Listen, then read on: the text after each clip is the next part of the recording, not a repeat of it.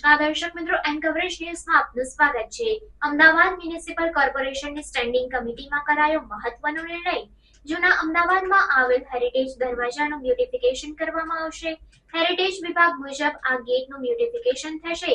AMC દ્વારા મહાનગરમાં મુખ્ય entry ગેટો પણ બનાવવામાં આવનાર છે, જે અંગે માહિતી આપતા એએમસીના સ્ટેન્ડિંગ કમિટીના ચેરમેન દેવાંગ દાણી।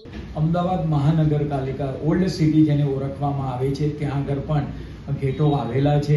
આ ગેટો હેરિટેજ પ્રકારના ગેટો છે। પરિણામે હેરિટેજ વિભાગ પ્રમાણે આ ગેટોનું પણ બ્યુટિફિકેશન કરવામાં આવશે।